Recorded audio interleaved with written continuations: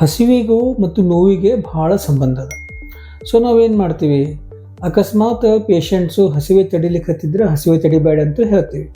ಆದ್ರೆ ಅಜೀರ್ಣ ಆಯಿತು ಅಂದ್ರೆ ತಿಂದಿದ್ದು ಅವ್ರಿಗೆ ಹೆಚ್ಚಾತಂದ್ರೂ ಅವಾಗೂ ನೋವುಗಳು ಬರಲಿಕ್ಕೆ ಸಾಧ್ಯವ.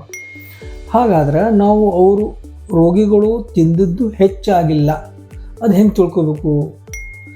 ತಿಂದ ಮೇಲೆ ಹೊಟ್ಟೆ ಭಾರ ಆಗಬಾರ್ದು, ಮೈ ಭಾರ ಆಗಬಾರ್ದು, ನಿದ್ದೆ ಬಂದಂಗೆ ಆಗಬಾರ್ದು, ಉಸಿರಾಡಲಿಕ್ಕೆ ಅಡ್ಡಾಡಲಿಕ್ಕೆ ಮಾತಾಡಲಿಕ್ಕೆ ತ್ರಾಸ ಆಗಬಾರ್ದು, ನನಗೆ ಎದೆ ಒಳಗೆ ಉರಿತು, ಹೊಟ್ಟೆ ಒಳಗೆ ಉರಿತು, ಹುಳಿ ತೇಗ್ ಬಂತು, ಕಹಿ ತೇಗ್ ಬಂತು, ನನಗೆ ಅಲ್ಲಿ ನೋವಾಯಿತು, ಇಲ್ಲಿ ನೋವಾಯಿತು, ಹೊಟ್ಟೆ ಬಿಗದಂಗೆ ಆಯಿತು, ಹೀಗೇನೂ ಆಗಬಾರ್ದು. ಅಥವಾ ಊಟ ಆದ 4-5 ತಾಸು ಆದಮೇಲೂ ಜೀರ್ಣ ಆಗಲಿಲ್ಲ, ಹೆಂಗೆ ಏನು ತಿಂದಿರ್ತೀವಿ ಅದೇ ಥರದ ಡರಿಕೆ ಬಂದು, ಇವೆಲ್ಲ ಲಕ್ಷಣದೊಳಗೆ ಯಾವುದಾದ್ರೂ ಒಂದು ಯಾವುದಾದ್ರೂ ಒಂದು ಬಂದ್ರೂ ನಮ್ಮದು ತಿಂದಿದ್ದು ನಾವು ಊಟ ಹೆಚ್ಚಾಯಿತು ಅಂತ ಅರ್ಥ. ಸರಿನಾ? 4-5 ತಾಸ್ನಾಗ ಜೀರ್ಣ ಆಗಬೇಕು. ಇದು ದಿವಸದ ಟೈಮ್ನಾಗ, ಅಂದ್ರೆ ಮುಂಜಾನೆ 9ಕ್ಕೆ ತಿಂದಿದ್ದು ಮಧ್ಯಾಹ್ನ 2 ಗಂಟೆ ಒಳಗೆ, ಮಧ್ಯಾಹ್ನ 2 ಗಂಟೆ ತಿಂದಿದ್ದು ಸಂಜೆ 7 ಗಂಟೆ ಒಳಗೆ ಜೀರ್ಣ ಆಗಬೇಕು.